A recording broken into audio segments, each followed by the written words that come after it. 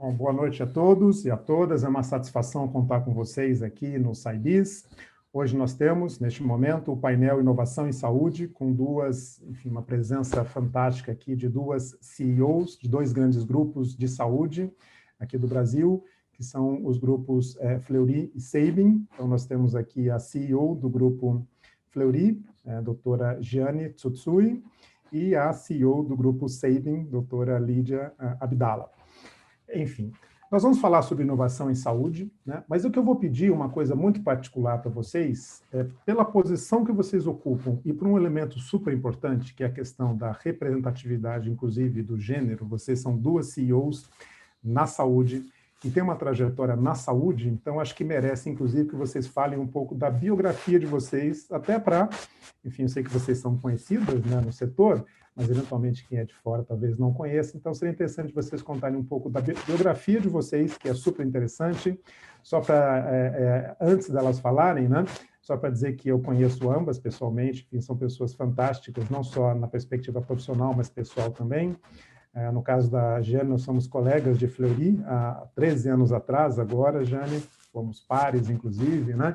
Então, a Jane tem uma trajetória fantástica aí, numa equipe montada, na época, pelo Dr.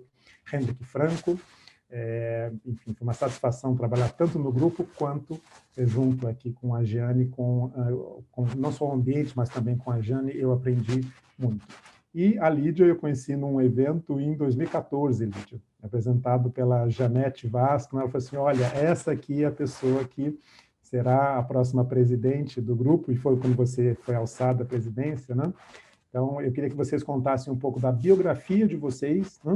E depois nós entraremos, sim, na perspectiva de discutir inovação em saúde, especificamente dentro dessas duas grandes organizações que representam aqui no Brasil. Eu vou pedir, então, a palavra aqui, primeiro, a Giane Tsutsui. Por favor, Giane. Mais uma vez, muito obrigado pela sua participação.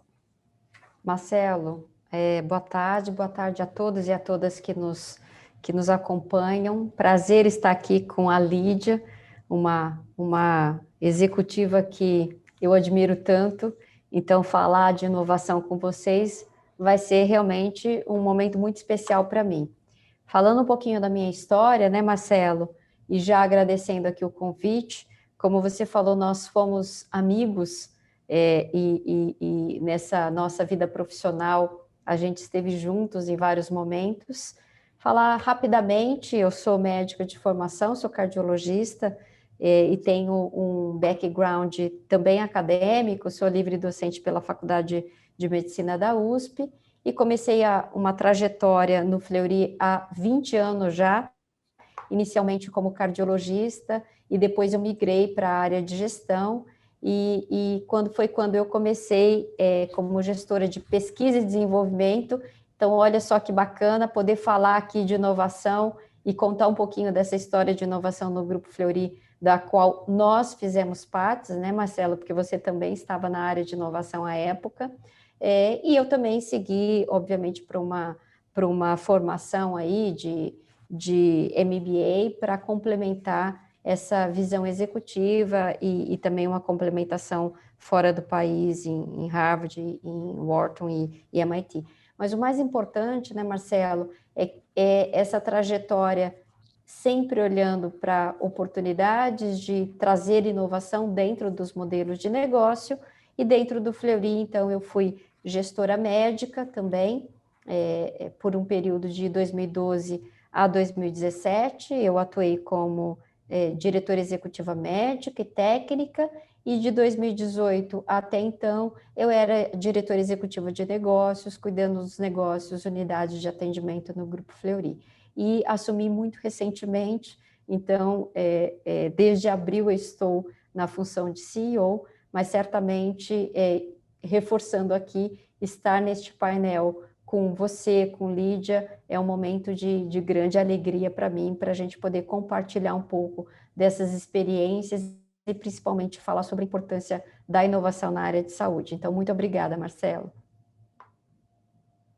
Mais uma vez, eu que agradeço, Giane, e a Lídia é uma satisfação. Eu lembro quando eu assisti uma palestra ainda, na época da Janete como presidente, né, contando um pouco da história do Grupo Sabin, talvez um pouco menos conhecido para nós aqui. Depois acho que a Lídia vai contar, agora já estabelecida em São Paulo também, né, pelo menos no estado de São Paulo, mas com uma trajetória de empresa, digo, o Grupo Sabin fantástica, principalmente o modelo de gestão e a cultura. E, bom, então vamos lá. Deixa eu passar agora a palavra para a Lídia. Então, mais uma vez, Lídia, uma satisfação contar com você aqui nesse nosso evento. Obrigada, Marcelo, pelo convite. É uma grande alegria estar participando com vocês, uma alegria também estar aqui com a Giane. E eu digo que sempre quando a gente participa desses painéis, discussões e eventos, a gente compartilha o que a gente está fazendo, né, o que a gente tem de visão, mas a gente aprende muito também, né? Então, sempre são muito boas oportunidades de aprendizado. E sim, falando um pouquinho, né, da minha trajetória, eu sou farmacêutica bioquímica de formação, sou mineira, logo vocês vão perceber pelo sotaque, moro em Brasília já há quase 23 anos, mas não perdi o sotaque de mineiro, né, e me formei na Universidade Federal de Ouro Preto, em Minas Gerais, e vim para Brasília logo recém-formada, atuei em farmácia hospitalar, farmácia de manipulação, o curso de farmácia é um curso muito amplo, com muitas atuações, mas sempre gostei de análises clínicas e medicina laboratorial, sempre foi meu sonho. Entrei no SEIB, então, em uma vaga, que na época era para trainee, em 1999, como trainee, atuando na área técnica, então atuei como bioquímica, tanto na área de bioquímica, imunologia. O SEIB era um laboratório muito pequeno na época, acho que em 99 a gente tinha 90 funcionários. Então, eu na área técnica, realmente a gente fazia de tudo, atuava em todas as áreas e acabei me especializando, né? Fiz meu mestrado, especialização na área de ciências da saúde na UNB, em endocrinologia, que foi onde eu me especializei na minha carreira técnica. Mas em 2003 já eu assumi um cargo, eu era coordenadora da área de endocrinologia, de imunologia. E em 2003 eu assumi um cargo de gerente técnica, que foi quando eu comecei a conhecer um pouco mais da operação laboratorial, área de atendimento, de coleta. Nessa época veio para mim áreas, né, não só de coleta, de unidades de atendimento, mas também de tecnologia, de TI. Então eu tenho essa vivência aí com tecnologia há muitos anos, né, de estar à frente, liderando essa área. Eu não entendia nada de tecnologia, né, tive que... Eu digo até hoje para eles que eu aprendi a fazer as perguntas certas, porque aprender tecnologia realmente, para gente que vem de uma área, né, de saúde, de ciências de saúde, é muito difícil. Mas em 2009 eu assumi a superintendência técnica do grupo, e aí em 2009 o SEIB já era o maior laboratório de Brasília, um laboratório de análises clínicas originalmente, né, fizemos 37 anos de fundação esse ano, e até 2009, 2010 atuávamos com análises clínicas em Brasília, no Distrito Federal, e foi quando a gente fez o planejamento de crescimento geográfico do grupo. E com crescimento geográfico, em 2013, a doutora Janete e a doutora Sandra, as duas sócias fundadoras do grupo, decidiram que era hora de profissionalizar a gestão, né, trazer uma gestão não só profissional, mas também uma gestão mais ampliada, já que a gente já estava em 2012, 13, a gente já estava fora do Distrito Federal, em 5 estados. Foi quando elas criaram o Conselho de Administração em 2013, eu assumi a presidência do grupo, então, em janeiro de 2014, né, que é a posição que eu estou até hoje. E vocês veem que eu falo da minha biografia, né, eu vou contando a minha história, eu já conto a história do Sabin também. Então, isso acontece naturalmente, eu não consigo muito contar as histórias, né, separadamente ao longo da minha carreira. Né, como eu citei, eu fiz o mestrado ainda na área médica, e algumas especializações, mas depois eu acabei já indo buscar conhecimentos, né, administrativos financeiros, tecnologia, logística, muita coisa que a gente não tem na nossa formação de curso, né, de ciências da saúde. E aí fiz sim MBAs e fui me especializar na área de gestão. Mas estou presidente, então, desde 2014, e aí sim, né, com o desafio de crescer o grupo e diversificar também, né, depois entramos no diagnóstico por imagem, criamos o serviço de check-up executivo, além da área de imunização, e aí um pouquinho, né, de toda a atuação do grupo hoje, que eu falo para vocês daqui um pouquinho. Tá bom, você já começou a falar sobre o grupo, né, Lídia? Então eu vou pedir para você dar continuidade, contar um pouco para nós aqui, né? Estamos no Brasil todo aqui no SciBiz, mas de qualquer forma, fala um pouco sobre o Grupo Sabin, né, a história, grandes números, enfim. Talvez as pessoas não tenham noção do que é o Grupo Sabin hoje, Então, seria Sim, interessante claro, contextualizar. claro. Eu tenho até uma apresentação aqui, posso fazer, Por Marcelo? favor, claro, claro. Que é, deixa eu ver, deixa eu colocar aqui, são alguns slides, é bem...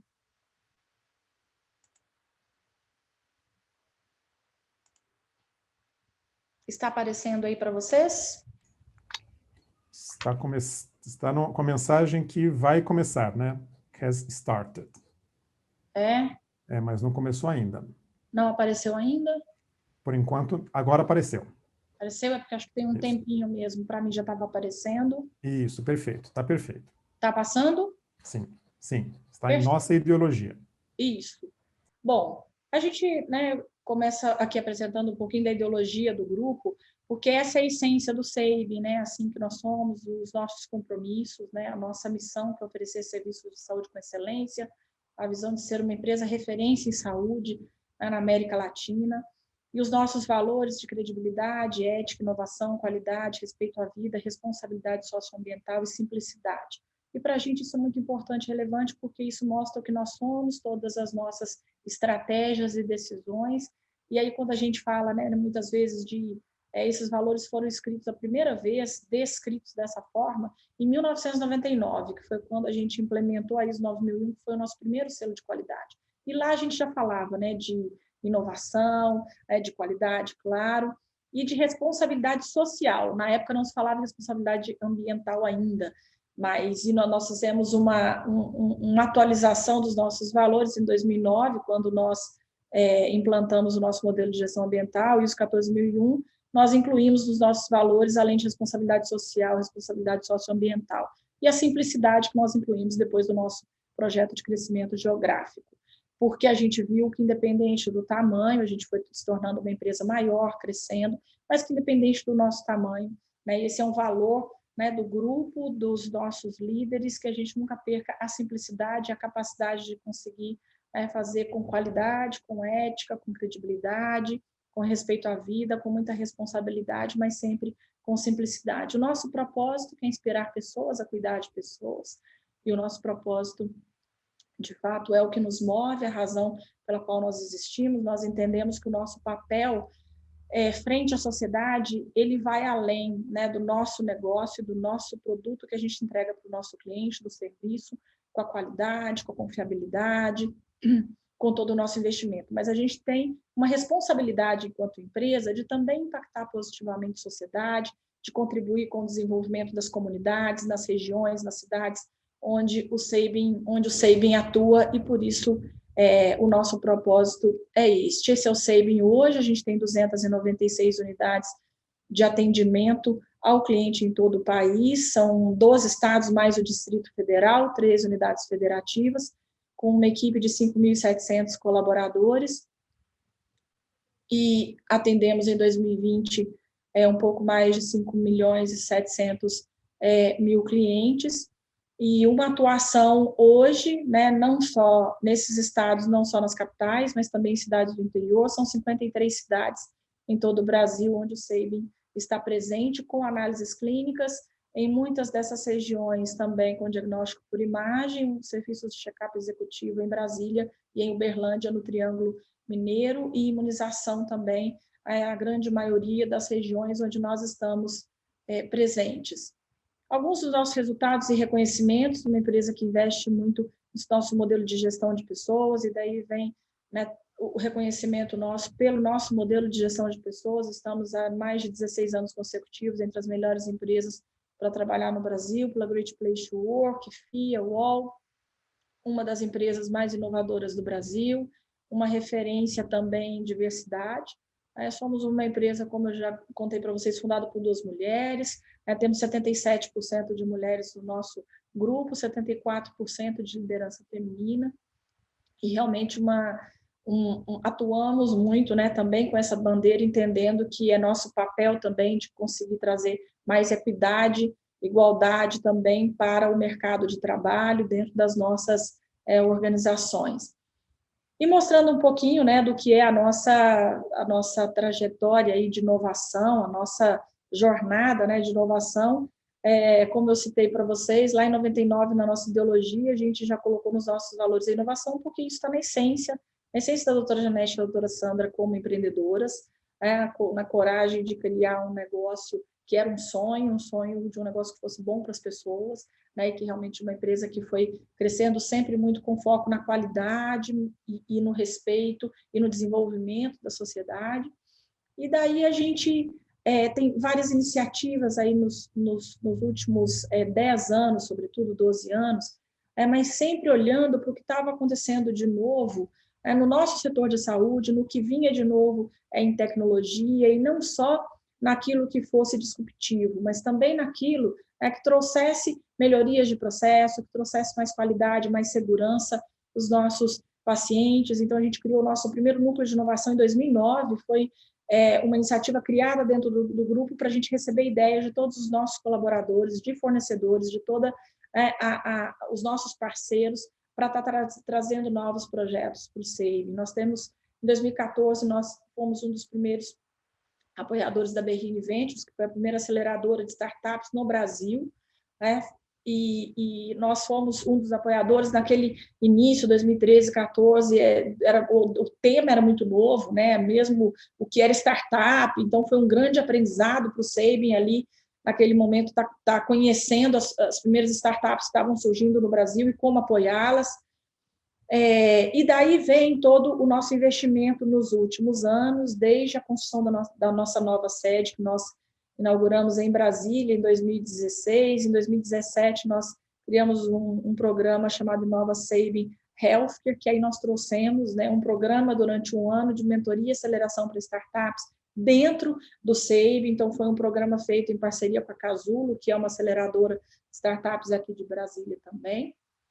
E em 2018, nós fizemos a gente começou a conhecer os ecossistemas, né, de inovação de saúde também fora do Brasil, tanto Vale do Silício, Europa, Portugal e Israel. Tivemos uma visita, conhecemos o ecossistema de inovação de Israel, fizemos um investimento no KIR, que é um fundo de saúde de uma aceleradora da Auerkrau lá. E essa foi uma iniciativa que nós fizemos uma cooperação técnica com o Grupo Fleury, né? Tá aqui a Giane, foi um dos nossos primeiros projetos juntos, olhando para a inovação, olhando para a importância da gente estar acompanhando, e não só acompanhando, mas sendo protagonista no que estava acontecendo no mundo e do que a gente podia trazer para o Brasil, para os nossos negócios, e que gerasse valor para os nossos clientes. E a partir daqui a gente começou também a fazer investimento em startups e outros negócios também, em outros negócios como atenção primária, prontuário eletrônico, negócios que sejam convergentes, né, e que possam ser diferenciais competitivos para o nosso negócio no futuro. E o ano passado, né, em meio à pandemia, a pandemia acelerou diversos projetos nossos, né, e eu digo que várias iniciativas e muito do que a gente já vinha testando, né, de projetos novos de plataformas digitais e projetos que estavam rodando em piloto, a gente, né, tirou do pipeline, antecipamos, e foi muito importante, porque a pandemia exigiu muito isso de nós, rapidez de resposta, né, capilaridade, conseguir chegar no cliente que, de repente, ficou todo dentro de casa, né, e também precisando de serviços de saúde.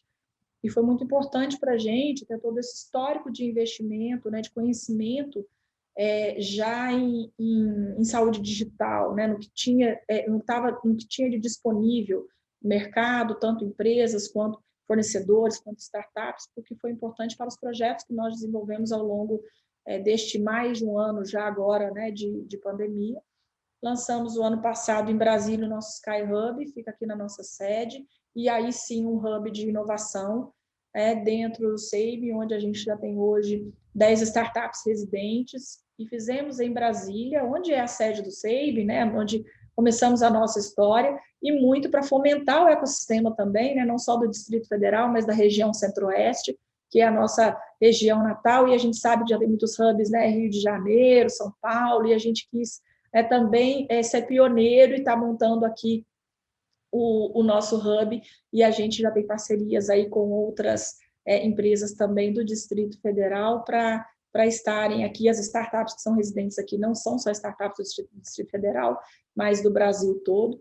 E no final do ano, né, também criamos um fundo de Venture Capital, Cortex Ventures, juntamente com o Fleury também, uma iniciativa de não só acompanhar, não só estar investindo diretamente em startups, mas também estar fomentando, né, o ecossistema do Brasil e de fora do Brasil também ser atrativo para startups de outros países, de outras regiões, mas também olhando sim para o Brasil, que a gente sabe que tem vários polos aí, né, com muitas startups e muita coisa nova surgindo, com foco em saúde digital, medicina diagnóstica, genômica, e tudo que possa não só trazer sinergia para os nossos negócios, mas também ser importante e relevante para o setor de saúde no Brasil, também para outras empresas. Agora, no início deste ano, nós lançamos o Rita Saúde, que é um centro de saúde digital, e que nós lançamos, Rita, agora em março,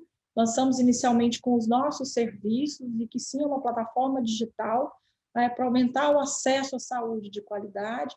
Então, nós iniciamos oferecendo os nossos serviços, já oferecemos também serviços em parceria com algumas drogarias, com algumas clínicas e médicos, com o intuito, e nesse momento funciona como marketplace também, onde a gente vai estar trazendo outros parceiros, oferecendo outros serviços, e que não serão serviços todos nossos, mas conectaremos, né, vários outros tipos de serviço, mas também com o foco de estar entendendo e trabalhando com as informações, dados, consciências de dados, para que isso gere informação de valor para o paciente, para o médico, que assim desejar, né, receber e ter um retorno de volta, e também garantir o engajamento dessas pessoas dentro desta nossa plataforma. A Rita Saúde tem começou, né, inclusive, de uma ideia nossa que vem muito da nossa essência de responsabilidade social, como eu disse no início. A gente já tinha um cartão Saúde Saving, lançado há 5 anos, que era um cartão de saúde para a classe CD. Então, as pessoas elegíveis apresentavam, né, renda familiar, de até um salário e meio, e para essas pessoas tinham acesso, né, aos nossos serviços com um percentual de desconto. Então, ela tinha esse programa, nosso cartão de saúde Save, já tinha um cunho social. E nós trouxemos para a Rita essa base nossa de clientes, de 60 mil clientes, e Rita tem um modelo de custeio também diferenciado, com modelo de crowdfunding, onde o cliente ali ele pode comprar o serviço para ele, mas ele também pode comprar o serviço para doar, né, qualquer procedimento que ele queira, ou qualquer produto que ele queira. Ele faz uma conta digital, ele pode doar para instituições, ele pode doar para uma outra pessoa, né, ele pode doar para alguém da família, para sua secretária. Então, tem também aí o pilar nosso de responsabilidade social. Isso é um pouquinho, né, do que é o nosso histórico de inovação, que eu queria compartilhar com vocês também para apresentar um pouquinho do que é o Saving. Obrigada, Marcelo, fico à disposição. Muito obrigado, Lídia. Bom, é uma história fantástica do Grupo Saving, não tem a mínima dúvida. Nós vamos explorar um pouco mais a parte de inovação, né, principalmente, mas antes disso eu queria que a Jeane contasse um pouco também da trajetória do Grupo Fleury, os números, enfim, né? Como eu comentei, eu saí do Fleury quando o Fleury fez exatamente na época da abertura de capital, e de lá para cá acho que os números são bem diferentes, né, Jeane? São outros números, né? Então conta para nós como é que estamos hoje com o Grupo Fleury. Fantástico, Marcelo, e é muito bacana também a gente ver toda essa história do Saving, toda essa história de inovação. Eu sempre digo que é muito importante que a gente não só aprenda, mas também a gente veja o potencial que nós temos com todos os players de saúde no Brasil, porque temos os desafios muito grandes na área de saúde, e é muito bacana a gente ver aí as empresas com todo esse potencial e toda essa inovação sendo trazida para o mercado, um mercado tão grande como no nosso país. Então, muito bacana. Eu queria passar rapidamente também por alguns dados aqui, e eu espero que vocês estejam vendo aqui essa apresentação. Na verdade, a gente tem uma empresa de 95 anos, e essa empresa de 95 anos, sem dúvida nenhuma, ela foi marcada por muita inovação. E nós temos esse reconhecimento por inicialmente, uma aproximação muito forte entre os médicos, os profissionais que fundaram o Grupo Fleury e as universidades e centros de pesquisa, que desde lá de trás já trouxeram toda essa importância do desenvolvimento de novos testes. Inicialmente, na nossa história, nós nascemos como um laboratório, depois disso nós nos tornamos um centro diagnóstico, mas eu acho que essa característica de trazer inovação sempre fez parte da história do Grupo Fleury. Então, nós fomos a primeira empresa a disponibilizar os resultados de exame na internet. À época já era algo bastante arrojado e, ao longo do tempo, o Grupo Fleury foi crescendo, foi se consolidando. Então, em 2011, depois de várias aquisições, lançou a Mais, que é uma marca nacional, um grupo que nasceu em São Paulo e que passa a atuar em todo o Brasil, e, ao longo do tempo, várias inovações foram incorporadas. Sejam inovações, por exemplo, no modelo de negócio, com a genômica e sendo colocada como um novo negócio para o Grupo Fleury, embora de diagnóstico, mas já olhando para esse futuro e o potencial de a medicina de precisão, seja nos anos mais recentes, a gente também se posicionando como uma plataforma de saúde, indo além da medicina diagnóstica, entrando em áreas, por exemplo, atenção primária, infusão de medicamentos imunobiológicos, day clinic, isso de uma forma mais recente, e no último ano, com o lançamento da Saúde D, a gente entra neste modelo de plataforma, que é um modelo de negócios que tem um foco muito digital, mas sem dúvida nenhuma, o nosso objetivo é fazer a conexão da jornada de cuidado do cliente, olhando este cliente em todas as suas necessidades. Então, a Saúde D coloca o cliente no centro para que a gente possa oferecer cada vez mais a integração do cuidado na jornada de saúde do indivíduo. Essa trajetória é de 95 anos, como a gente falou, ela é marcada por muita inovação, mas o ponto fundamental é que o Fleury se caracteriza como uma empresa de conhecimento. E essa caracterização como conhecimento, ela vai ser expressa nas diferentes formas, seja como inovação em produtos, inovação em serviços, inovação em modelos de negócio. Agora, falando um pouquinho dos números, quem é o Grupo Fleury hoje? O Grupo Fleury atua de forma nacional, sempre com este foco em excelência. Como eu falei, 95 anos, tem hoje uma presença em 8 estados, na verdade, agora a gente acabou de anunciar a aquisição também no Espírito Santo, então a gente passa a atuar em 9 estados, também no Distrito Federal, com quase 250 unidades de atendimento, também uma atuação dentro de hospitais, atendimento móvel. Hoje nós contamos com 12 mil colaboradores que no dia a dia entregam toda essa qualidade, todo esse acolhimento, toda essa excelência que nós tanto prezamos e que faz parte da nossa história. E também 3 mil médicos que são os motores de toda essa inovação, de todo esse conhecimento, como a gente colocou anteriormente. Em termos de receita, nós fechamos o ano de 2020 com em torno de 3,2 bilhões de reais, com uma margem bastante saudável, um retorno sobre o capital investido em torno de 32%. É muito importante a gente falar de qual é o posicionamento hoje, eu já mencionei, mas eu gostaria de enfatizar sobre essas frentes estratégicas de expansão de atuação de cuidado ambulatorial, entrando e indo além da medicina diagnóstica para também entrar na área de tratamento, por exemplo, com centro de infusões de medicamentos, hospital-dia, atenção primária, e também novos modelos e ofertas no core business, como consultoria integrada, que foi uma frente que a gente avançou bastante a essa época da pandemia de Covid, mas sem dúvida nenhuma, como eu já falei anteriormente, nos posicionando como uma plataforma, um novo modelo de negócio, que é a Saúde D. Olhando agora um pouquinho para alguns dados, e já entrando no tema de inovação, pesquisa e desenvolvimento, eu gostaria de reforçar alguns aspectos quando a gente fala de inovação. Obviamente, inovação é algo que precisa permear toda a organização.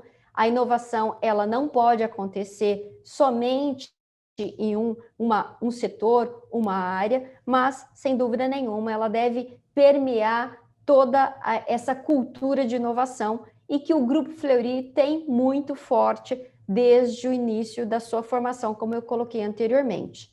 Mas aqui eu trago alguns dados específicos da área de pesquisa e desenvolvimento, que é uma área bastante ativa. Hoje nós temos muitos colaboradores, mais de 40 colaboradores dedicados a desenvolvimento de novos testes, produção de conteúdo científico, e aqui a gente traz um pouquinho do número de novos produtos e serviços que são lançados a cada ano. Então, no início ali, em 2015 e 2016, um patamar em torno de 60, 80 novos produtos e serviços lançados a cada ano. A gente vê que 2017 a 2019 a gente muda de patamar, ou seja, houve um incremento muito grande, e agora em 2020, chegando a 320 novos produtos e serviços lançados, impulsionado principalmente por essa área de genômica, medicina de precisão, como a gente falou anteriormente, mas também esses novos negócios que a gente adicionou ao nosso portfólio.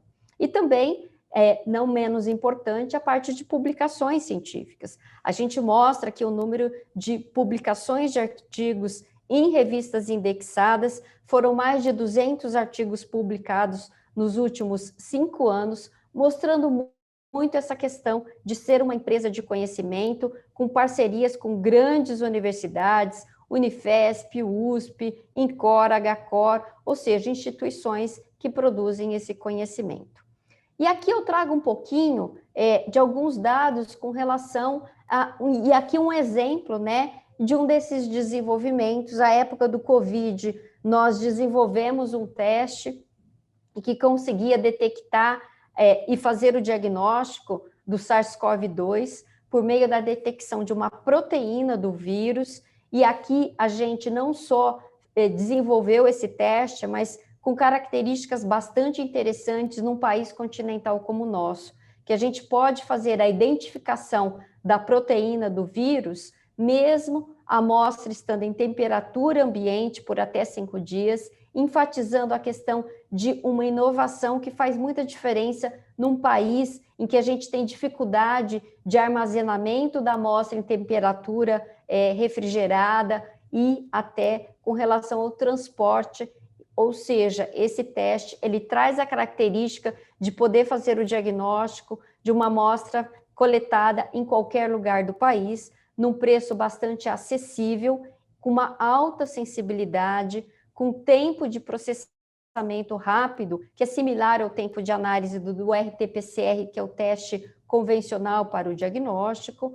Este é um produto cujo artigo foi publicado na revista Nature Communication, ficou entre os top 50 artigos de SARS-CoV-2 da revista em 2020, com mais de 9.700 acessos, e lembrando aqui que todo esse desenvolvimento foi feito pelo time de pesquisa e desenvolvimento, 2 meses de desenvolvimento deste teste, mostrando então toda essa importância da gente investir e ter os times de pesquisa e desenvolvimento bastante já ativo, e quando surgiu a pandemia, rapidamente a gente conseguiu fazer isso.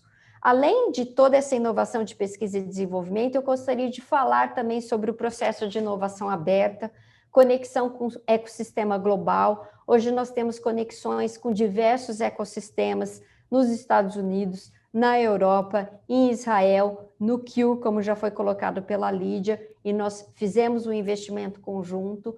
Mas esta inovação aberta é outro aspecto da inovação que a gente precisa enfatizar. Hoje nós temos projetos desenvolvidos de solução de inteligência artificial. Aqui a gente traz, por exemplo, a parceria com a IDOC.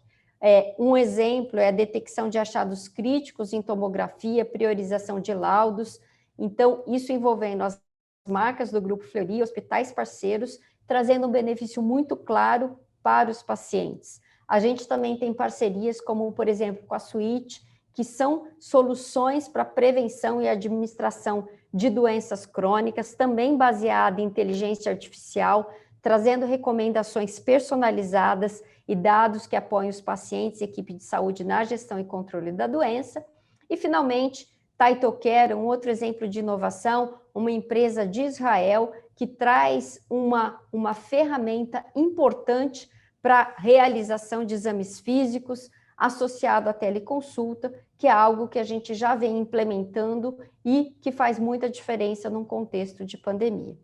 Finalmente, eu gostaria de trazer aqui, a Lídia já mencionou toda a Cortex Venture, que é um CVC, é uma operação independente, ágil de Venture Capital, que nasceu da parceria entre esses dois grupos, Grupo Fleury, Grupo Sabin, trazendo todo esse aspecto de inovação e, vejam só, unindo expertise e capilaridade em todo o território nacional. O nosso principal objetivo é a gente apoiar health techs que tragam soluções em medicina diagnóstica, em medicina personalizada, em saúde digital. Lembrando que nós temos aqui não só o investimento financeiro, mas também a capacidade de ajudar essas health techs testando seus produtos. Nós temos aqui duas empresas que têm uma capilaridade nacional, que atendem muitos hospitais, que juntas temos mais de 500 unidades, estando presente em mais de 15 estados, tendo um relacionamento muito grande com toda a comunidade médica. Então, o que a gente aporta não é só o investimento financeiro, mas também toda uma expertise, um conhecimento muito forte da área de saúde e a capacidade de investir, então, e ajudar essas empresas no desenvolvimento de seus produtos. Então, essa era a mensagem que eu queria deixar agora inicialmente, mas reforçando o quanto que inovação é importante para uma empresa centenária, quase centenária como o Grupo Fleury, mas que essa trajetória de inovação foi fundamental para o posicionamento do grupo até agora, e a gente acredita muito que essa visão de futuro, com todos os desafios de saúde, a gente precisa trazer muita inovação para manter a sustentabilidade do sistema e, principalmente, trazer solução para o cuidado da saúde das pessoas. Então, era isso, Marcelo, e super obrigada, também estou à disposição para a gente debater esse tema aqui juntos. Como eu comentei com vocês, uma história fantástica, uma história inovadora, ambas as empresas aqui. E eu queria trazer agora a discussão, agora sim no formato mais de troca aqui de conversas, né, de reflexões, em cima do tema de inovação, estratégia de inovação de ambos os grupos. Né? Vocês começaram como, enfim, nós chamamos aqui no mercado de laboratórios, né, quando se fala em laboratórios, especificamente de análises clínicas, né, um pouco também de anatomia patológica, e a evolução do modelo de negócio de vocês foi fantástica. Na realidade, ambas as empresas são exemplos de inovação de modelo de negócio. Né? Então, a minha pergunta para vocês é, vocês comentaram a questão da inovação estar dentro dos valores, enfim, agora eu quero escutar um pouco mais de vocês, a estratégia de inovação de vocês. Como é que vocês veem a evolução do modelo de negócio de vocês, particularmente agora nesses últimos tempos, caminhando para a inovação aberta, né? Então, veja que interessante, né? Dois grupos que nasceram como, mais uma vez, laboratórios, né? Cresceram, né? E agora tem o modelo de inovação aberta com investimentos que extrapolam bastante o que era a origem de vocês, né? Então, por exemplo, né, ambos os grupos investindo em atenção primária, a saúde, no caso do Fleury, né, com a Santecorp, no caso aí do Grupo Sabin, né, com Amparo, por exemplo, com os investimentos, e não são investimentos pequenos, como se fala principalmente em percentual, né, de participação acionária, não vem o caso aqui qual é a participação, mas é uma participação relevante sim, tá certo? E, principalmente, combinando numa iniciativa conjunta. Olha que interessante, né? Dois grupos que atuam em mercados similares, de repente montam um negócio juntos, Cortex, né? Com uma proposta de valor muitíssimo interessante, né? Como a própria Jeane trouxe, né? Além do smart money, ou seja, não é somente um investimento financeiro, mas é trazer expertise, e uma expertise focada no setor de saúde, de forma, e aí vem interessante, né? Dois grupos agora atuando com inovação aberta e ambos os grupos em conjunto. Então, fale um pouco para nós sobre a estratégia de inovação de vocês, e aí talvez debater um pouco mais, né, a questão do Cortex, né? Como é que funciona essa inovação aberta, né? O que está sob o controle de vocês, o que é livre, enfim. Então, conta um pouco para nós aqui sobre estratégia de inovação e inovação aberta. Bom, falando um pouquinho, né, da nossa estratégia de inovação, quando a gente fala de inovação, pensando não só como saving, mas sobretudo como o serviço que nós queremos oferecer para o nosso cliente, eu acho que uma organização que sempre teve muito foco no cliente, no que é valor para o cliente. Aí, quando a gente fala do que é valor para o cliente, é aquilo que gera valor no nosso serviço, seja para o paciente, para o médico, para o hospital, empresa, operadora, né? Que são todos esses nossos clientes, todos eles, em algum momento, são clientes, né, do nosso negócio. O que a gente foi vendo, né, na nossa vivência ao longo dos anos é que o cliente pedia, né, para a gente ter um serviço mais ampliado, que oferecesse novos serviços. Então, essa nossa experiência, né, em Brasília, isso foi muito forte, né, com a gente. A gente tem o laboratório, doutora Janete e doutora Sandra são farmacêuticas bioquímicas como eu, e elas sempre tiveram muito claro que a gente tinha que fazer aquilo que a gente fazia bem, que a gente não ia fazer nada nunca que a gente não soubesse fazer muito bem, porque essa é a vida das pessoas, saúde, e o cliente nos procura, ele está esperando o melhor. Então, a gente sempre teve muito foco na qualidade, e para você ter qualidade, você tem que ter foco, fazer aquilo que você sabe fazer bem, ou ter uma estrutura que ofereça, né, no padrão de qualidade e de credibilidade, de confiabilidade para o médico e para o paciente. Mas o paciente, o nosso cliente foi demandando por outros serviços. Até porque o paciente, ele chegava no SEIB e ele pedia, ele falava assim, mas o SEIB não tem imagem, a gente queria fazer exame de imagem no SEIB. No momento que a gente falava, isso há 10 anos atrás, a gente falava, mas a gente não sabe fazer, a gente não tem esse know-how, não temos esse conhecimento, e aí a gente começou, sim, a buscar, muitas vezes, conhecimentos e negócios que a gente não tinha, porque a gente percebia que havia uma mudança no perfil do consumidor, havia uma mudança no perfil do cliente, e olhando sempre para o que gera valor para o cliente, porque eu acho que esse é o grande risco da inovação, muitas vezes, das estratégias de inovação das empresas, é que muitas vezes a gente busca inovação naquilo que a gente acha que é legal, aquilo que a gente acha que vai ser a tendência, aquilo que a gente quer colocar dentro dos nossos negócios, porque vai trazer, seja muitas vezes o título, né, de inovador, ou muitas vezes uma área, né, interna, às vezes enxerga aquilo é bom para a empresa. E aqui a gente sempre teve muito foco de o que é valor para o cliente. Está sendo valor para o cliente, eu estou melhorando a experiência do cliente, eu estou melhorando o acesso, né, do nosso cliente com essa inovação. E daí vieram todos os investimentos nossos, inclusive de começar a olhar, né, para negócios que não tinham uma convergência direta com o nosso core.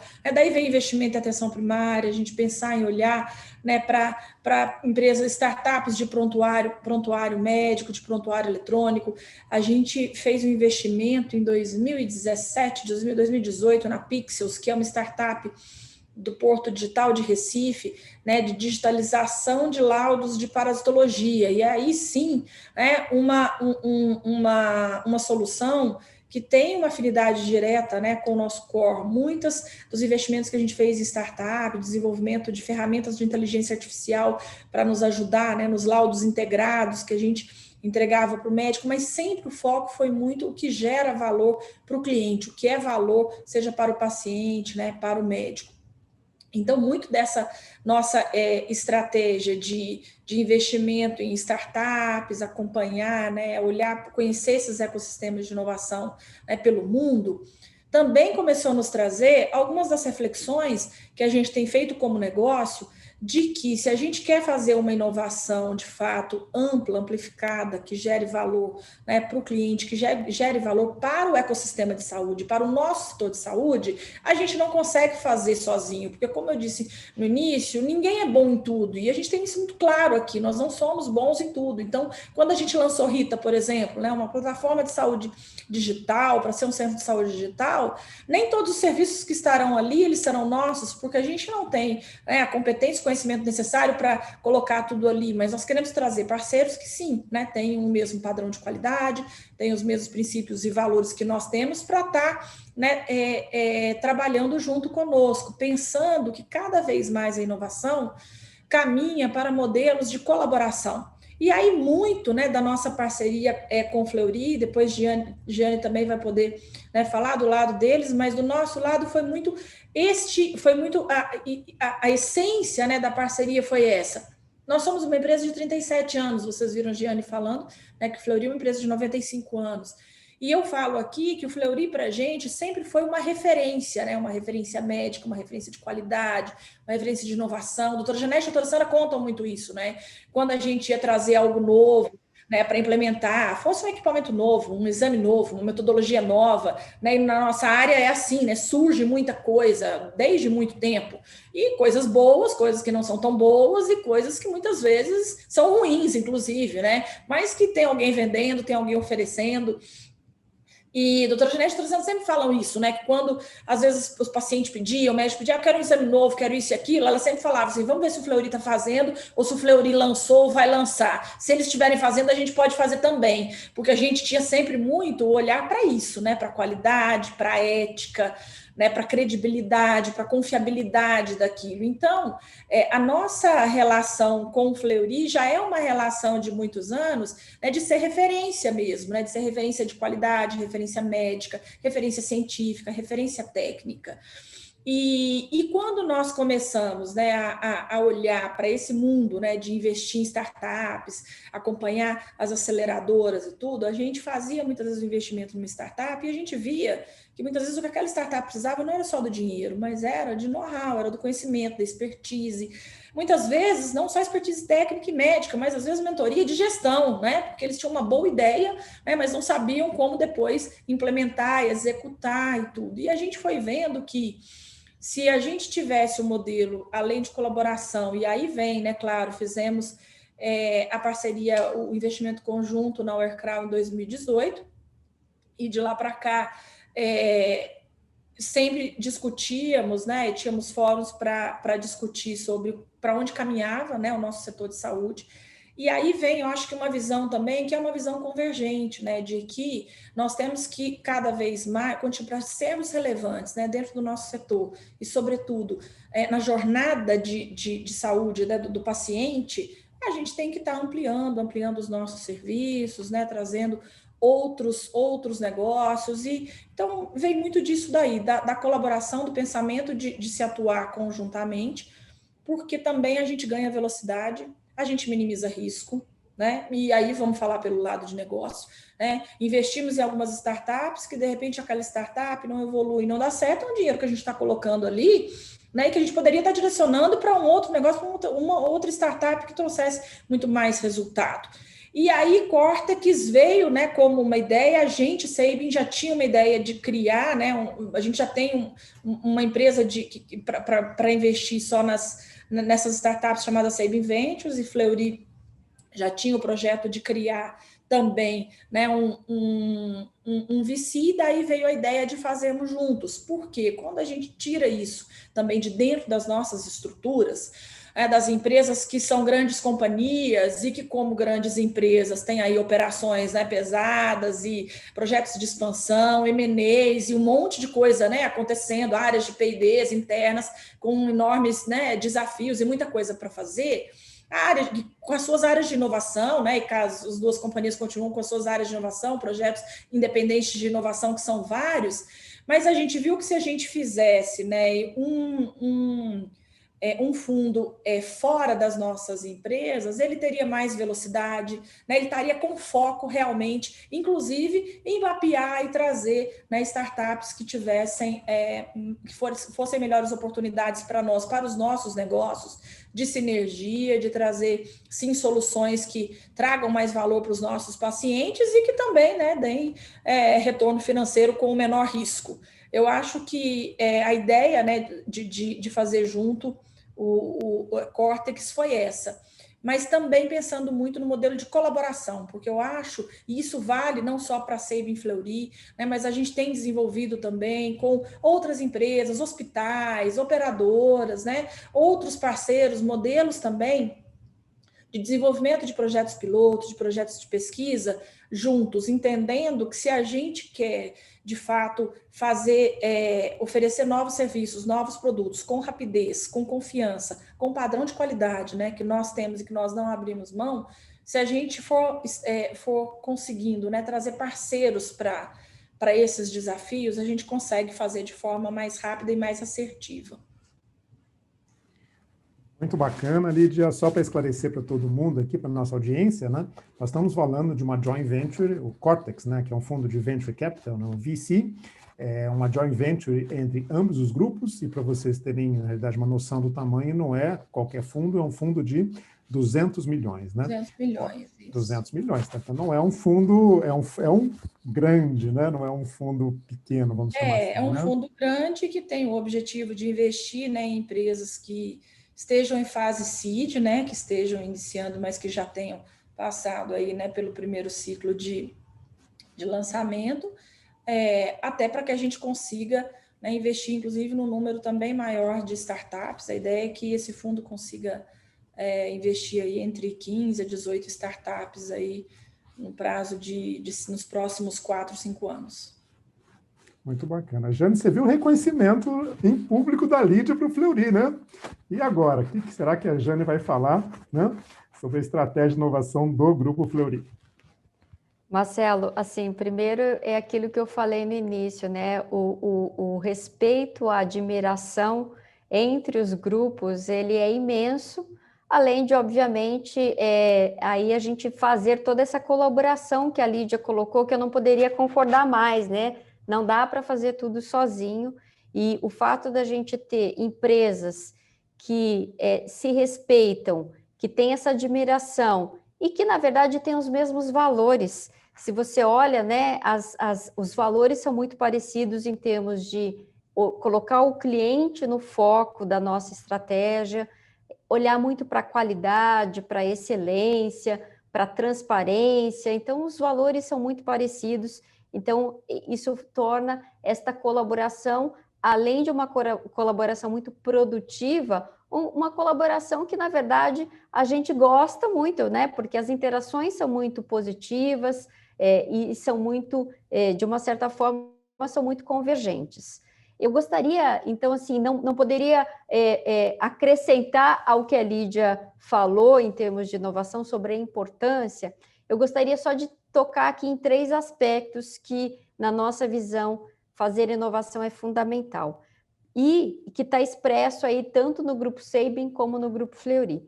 Primeiro é essa cultura de inovação, que realmente é algo, não é buzzword, é algo que a gente vê que na história das empresas, isso faz muita importância. Desde a visão dos fundadores e das primeiras interações, e como ao longo da história isso foi passado de colaborador para colaborador, de médico para médico, de geração para geração, falando sobre essa importância. A importância de você estar olhando para a necessidade do cliente, se adaptando a ela e trazendo aquilo que era necessário. E eu acho que o ponto aqui que foi colocado, que é muito forte, é você fazer o discernimento, até na incorporação de tecnologia, sobre aquilo que realmente traz valor para o seu paciente, para o seu médico. Não é uma questão de modismo, é uma questão de uma avaliação muito séria, olhando os aspectos de mercado, olhando os aspectos de tecnologia, olhando os aspectos financeiros, sim, para você poder incorporar uma tecnologia, mas que essa tecnologia não seja simplesmente rápida, ela seja realmente duradoura para a questão de fazer diferença na vida das pessoas, e eu acho que essa é um aspecto muito importante. Então, nessa cultura de inovação, é muito importante também que a gente consiga fomentar ideias, e aí eu me lembro muito do Marcelo Cardoso montando toda a central de ideia, o Marcelo Pedroso aqui montando central de ideias aqui dentro do Grupo Fleury, que foi realmente um game changer.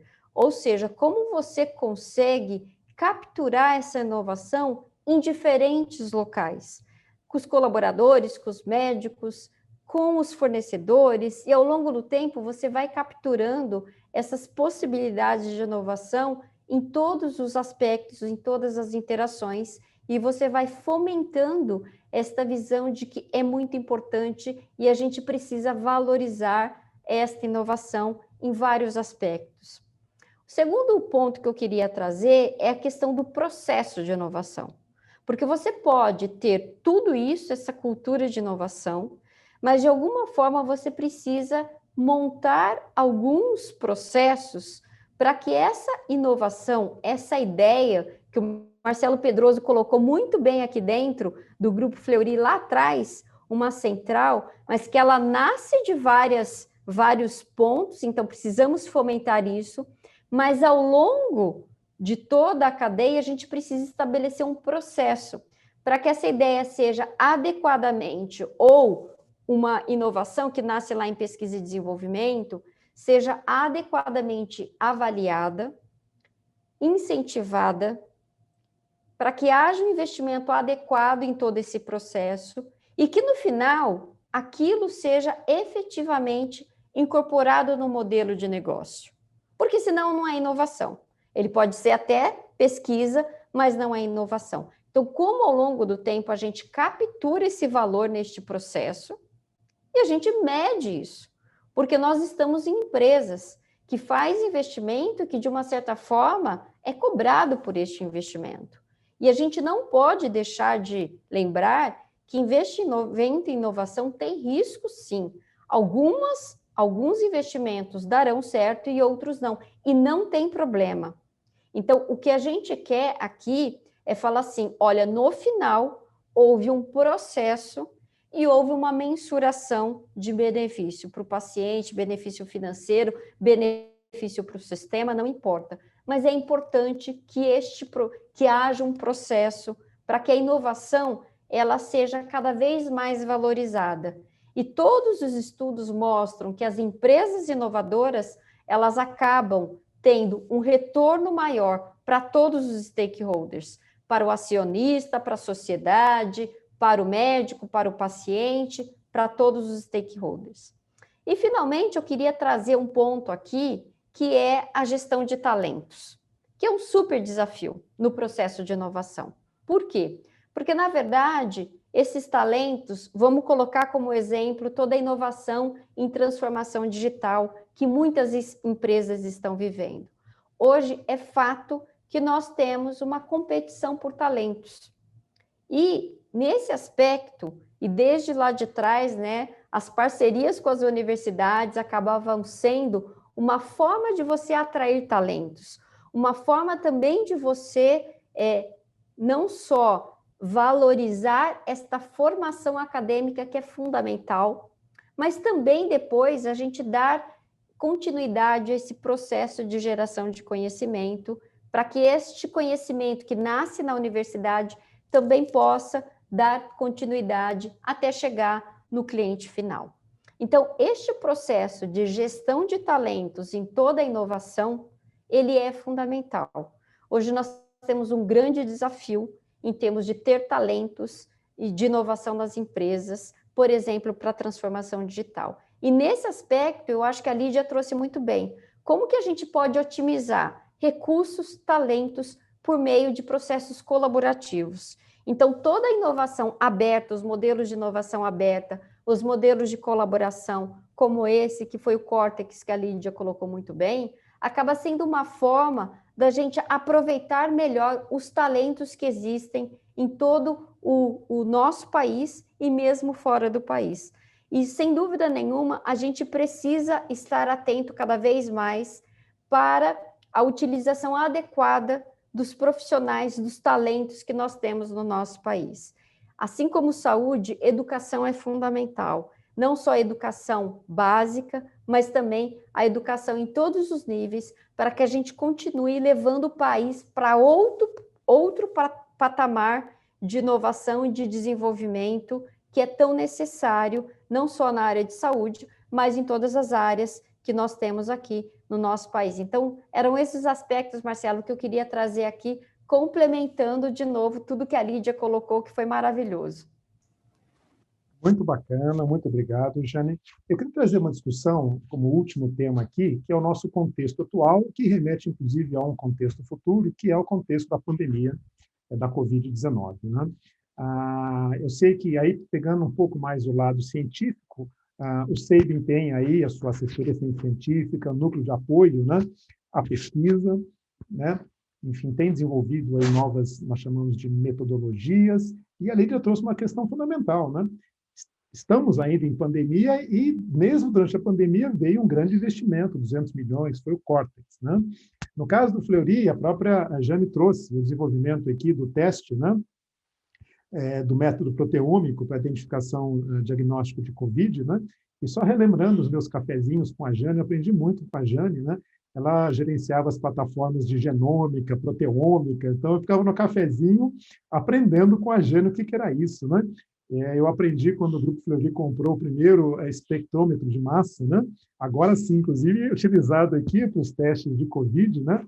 Então, mas o que eu quero comentar com vocês é, além desses elementos mais científicos, e aí pegando, na realidade, um gancho no contexto atual, houve uma evolução científica muito forte em cima de Covid, né? Não só na questão dos exames, como vocês trouxeram, a própria questão da vacina. A vacina foi desenvolvida em tempos recordes, né? Inclusive, né, Jane, usando aí proteômica, né, o RNA mensageiro para desenvolver pelo menos algumas das vacinas, né? Inclusive as vacinas, enfim, fazendo menção a duas especificamente, da Pfizer e da AstraZeneca, né, com o envolvimento de startups, então, que reforça o conceito de inovação aberta. Então, a minha pergunta para vocês é, como vocês veem o contexto atual da pandemia, principalmente em cima desses investimentos que foram feitos, né? E sabendo que, particularmente, o sistema de saúde foi colocado à prova, né? Enfim, foi um teste de estresse para o sistema de saúde. Como é que vocês enxergam o que aconteceu durante a pandemia no setor de saúde e, especificamente agora, nos grupos de vocês, como é que vocês entendem da inovação na era assumindo agora pós-pandemia, né? O que isso muda, o que a pandemia mudou ou pode mudar em relação ao futuro, eu diria que mais especificamente aí do grupo que vocês lideram.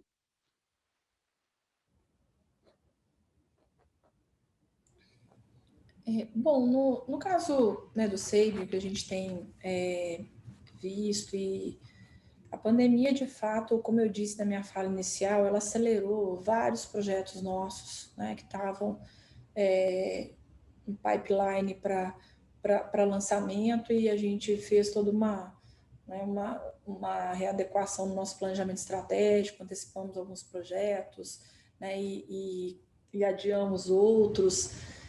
Mas eu digo que, sem dúvida alguma, né, a cultura da inovação, né, dentro da empresa, em todo o time, fez muita diferença, inclusive na capacidade de velocidade de resposta, né? Porque eu digo que a pandemia nos deixará, acho que, várias lições, né? Ainda devem ter outras que vêm aí, né, pela frente, mas uma delas é que, primeiro, né, a gente tem que melhorar muito a nossa capacidade de conseguir estimar, né, e fazer avaliação de riscos. A gente não consegue fazer, tanto que nós, acho que nenhum de nós no Brasil, mesmo com a pandemia tão perto, né, tão próxima, e a gente com o vírus chegando no Brasil, nós não tínhamos, né, a menor ideia de que seria, né, de como seria a intensidade, né, da pandemia. Então, acho que essa é uma reflexão que fica para a gente como empresas de saúde, como setor, né, como país, né, porque isso não é só um ponto para o setor de saúde pensar, mas eu acho que também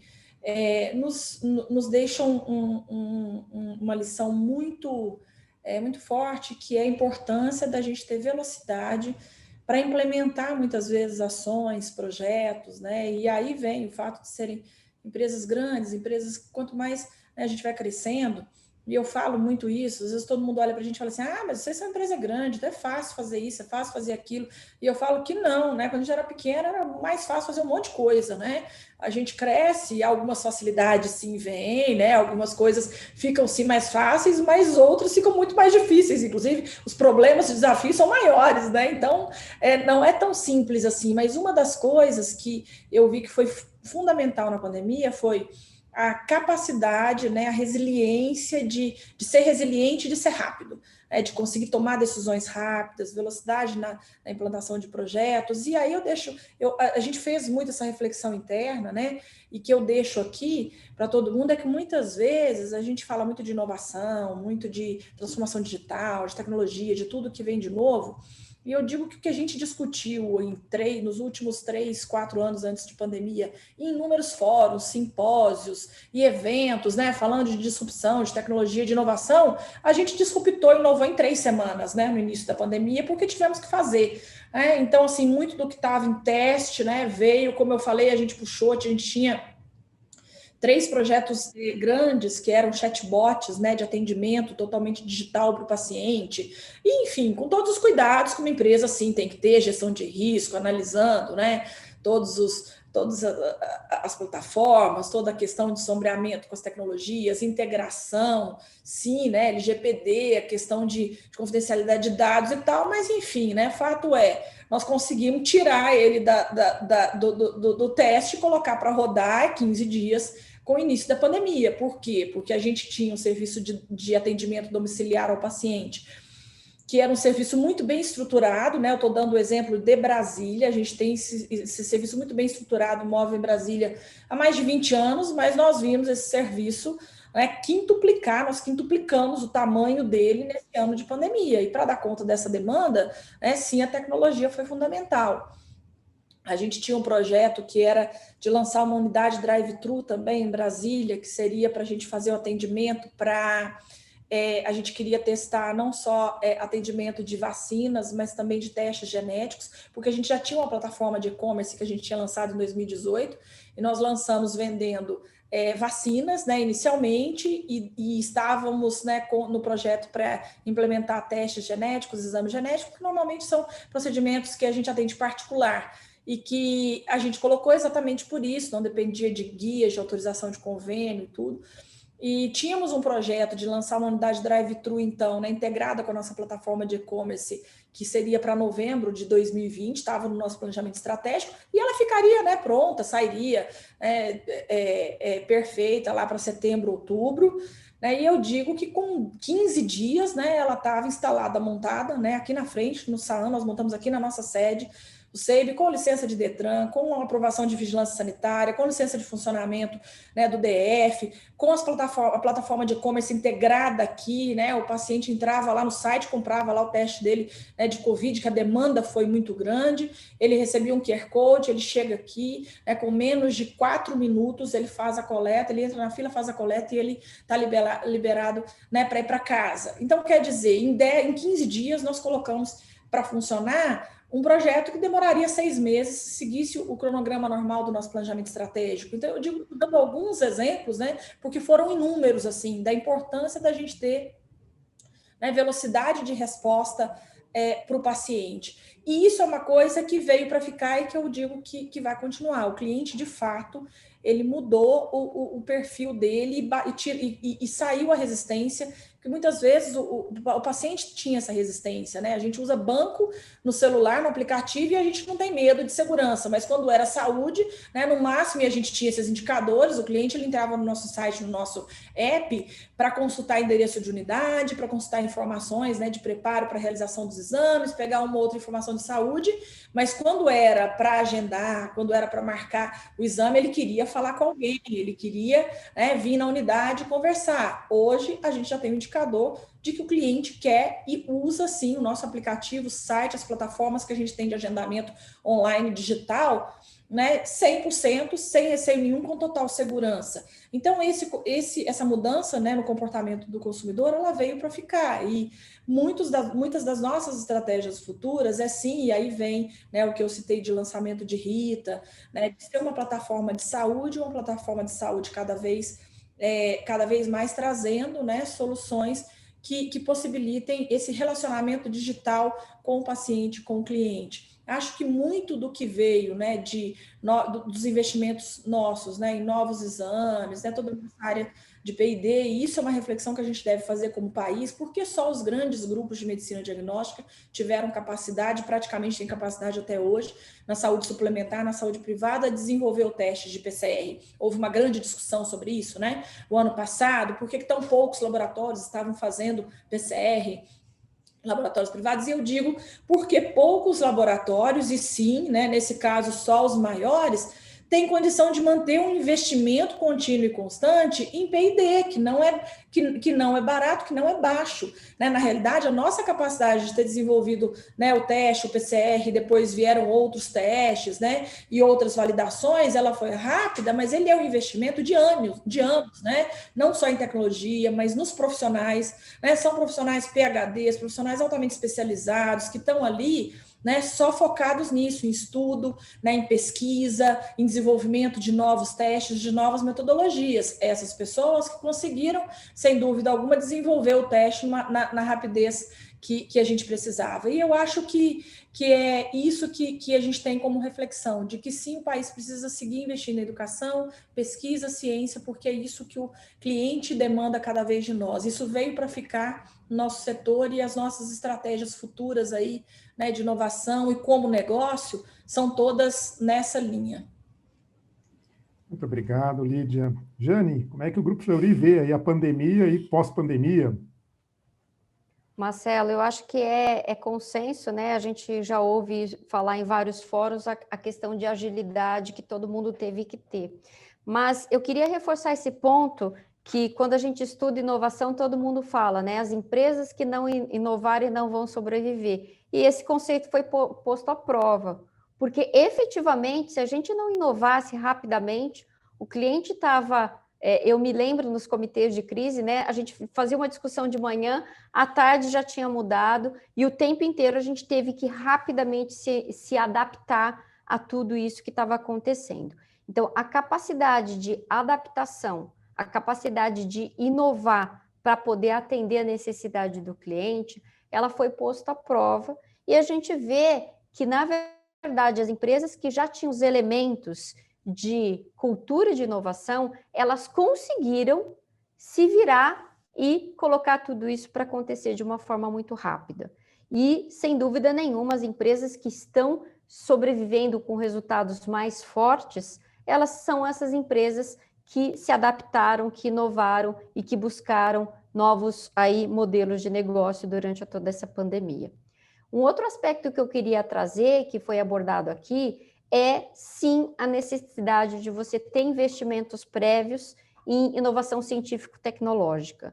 E aí a gente viu como no caso das vacinas que você trouxe muito bem, os países que tinham investimentos significativos em inovação científico-tecnológica, eles conseguiram produzir rapidamente. Produzir vacinas com 10 meses é um feito extraordinário, mas, sem dúvida nenhuma, essa história não começou há 10 meses, a história começou muito antes de investimento pesado em inovação científico-tecnológica, o que mostra a importância das políticas do país para esse tipo de investimento.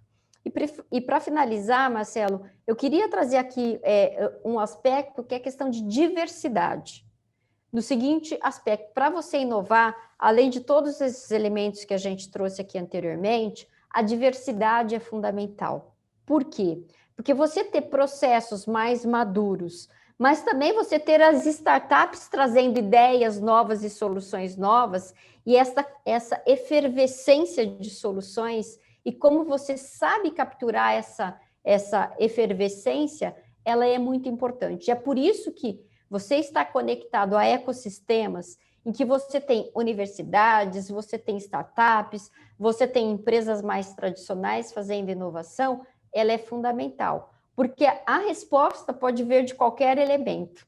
E a gente viu exatamente isso, você citou startups trazendo soluções de vacina, e que foi o que aconteceu. Por isso que a organização em ecossistemas que consegue ver essa diversidade, e aí quando eu digo diversidade, é em todos os aspectos, diversidade de pensamentos, diversidades de modelo, e cada vez mais é muito importante para a gente fomentar a inovação que a gente tenha esse olhar para a diversidade. E, sem dúvida nenhuma, quem coloca a diversidade também dentro ali daqueles seus valores como empresa, como modelo de negócio, vai conseguir dar essas respostas. Porque, na verdade, a gente vai ainda, provavelmente, enfrentar vários outros desafios que, na verdade, a gente não tem ideia. O famoso, na verdade, a gente nem sabe que não sabe. Então, diversidade é um elemento fundamental para a gente manter e para a gente cada vez mais conseguir estruturar respostas para desafios que a gente nem tem ideia que vai enfrentar. Eu acho que a pandemia, então, Marcelo, eu sei que o nosso tempo aqui está se esgotando, mas a pandemia ela trouxe a oportunidade da gente ter esse olhar mais amplo para tudo que a gente já vinha discutindo. Não, perfeito. Eu gostaria muito de continuar, porque eu aprendo muito com vocês. Cada vez que eu interajo com vocês é um novo aprendizado. Só queria fazer 2 destaques aqui, antes de passar a palavra de volta para vocês, para, enfim, finalizar, né, e dar, enfim, aí o tchau, né, vamos chamar assim, né, para as pessoas que estão nos assistindo, né? Mas, basicamente, só reforçar o que vocês trouxeram, que é muito importante, né? Realmente, o risco, a inovação ela tem risco, né? Mas o que vocês mostraram é exatamente isso. Existe o outro lado, que é o risco de não investir na inovação. Porque quando precisa, ela aparece. Foi como vocês comentaram, a vacina, na realidade, não apareceu, não é a ponta do iceberg, né? O que foi feito antes, na realidade, não... Quer dizer, quem sabe é quem está colocando a mão na massa lá, né? Mas a lógica o investimento de inovação ele acaba aparecendo, principalmente nesses momentos, né? E aí existe o outro lado, e falando para quem está de fora dessa cultura, quem já tem a cultura de inovação, isso na realidade faz parte já do raciocínio, né? Mas para quem está fora, o risco de não investir é exatamente isso, quando, acontece algum fato novo, como foi a pandemia, né? Ou eventualmente o próprio mercado, os concorrentes, né? Quem não inova acaba ficando para trás ou não, na realidade, pegando essas oportunidades que aparecem. Portanto, o outro lado, inclusive até financeiro da equação, é o risco de não investir. E a outra questão que vocês trouxeram, né, a Jane no final e a própria Lídia no início, né, é a questão da diversidade. Né? De novo, é comprovado por várias pesquisas que a diversidade ela estimula e traz bons resultados na inovação. Para quem não está acostumado, né, o que acaba acontecendo com a diversidade é que ela cria uma fricção no primeiro momento. Mas depois de passar a fricção, ela cria uma explosão de ganhos. Então, muito bacana o que vocês trouxeram. Então, eu queria fazer um agradecimento aqui. Para mim, mais uma vez, foi um enorme aprendizado. Certamente quem assistiu vai guardar isso para o resto da vida, vamos chamar assim. Muito obrigado, enfim, Lídia, muito obrigado, Jane. Eu deixo aí 30 segundos para cada uma, enfim, finalizar. E, mais uma vez, foi uma grande satisfação contar com vocês. Marcelo, só tenho a agradecer, agradeço a você pelo convite mais uma vez, é um prazer estar aqui com a Giane, espero ter contribuído aí com um pouquinho do que tem sido as nossas vivências e experiências, né, nessa jornada de inovação e que todos sejam aí muito... Eu gosto sempre de deixar essa mensagem no final, né, que a gente fala tanto de pandemia, de problemas, né, do momento que a gente está vivendo, mas... O Brasil é um país com um país de oportunidades e de muitas necessidades de boas empresas, né, de bons negócios e com muito espaço, né, para quem quer inovar, para quem quer criar aí seus negócios e olhando sempre para a qualidade, para aquilo que o cliente precisa. Então, sempre com uma visão também otimista aí do que a gente tem, né, para o futuro aí do país e que cada um de nós siga fazendo a sua parte, né, que seja, às vezes a gente pensa que é pouco, que é pequeno, mas se cada um fizer um pouquinho, a gente consegue juntos, né, construir um país melhor. Muito obrigada. Também queria agradecer, Marcelo, o convite, a oportunidade de estar aqui com a Lídia, sempre aprendo muito e eu acho que essa visão de aprendizado é fundamental também para a inovação, o quanto que a gente pode interagir, trocar ideias, trocar experiências, e também espero ter contribuído um pouco com toda essa visão, com toda essa história que nós temos de inovação, mas principalmente colocar que nós temos no país muitos talentos, muita criatividade, um ambiente muito fértil para a inovação. O que a gente precisa é realmente estabelecer essas conexões e cada vez mais a gente está produzindo mais inovação no país, que tanto precisa, e a gente ter esse olhar para o futuro. Então, super obrigada pela oportunidade, foi um prazer estar aqui com todos e todas. Eu que agradeço mais uma vez, e já que o mundo virtual não tem aqui, salva de palmas, muito obrigado mais uma vez. Despeço também da nossa audiência aqui, foi uma grande satisfação contar com a audiência e com as nossas duas ilustres convidadas aqui, doutora Lídia Abdala, do Grupo Presidente, CEO do Grupo Saving, e doutora Jane Tsutsui, Presidente, CEO do Grupo Fleury. Muito obrigado e tenha uma boa noite a todos. E continuem aqui conosco no evento.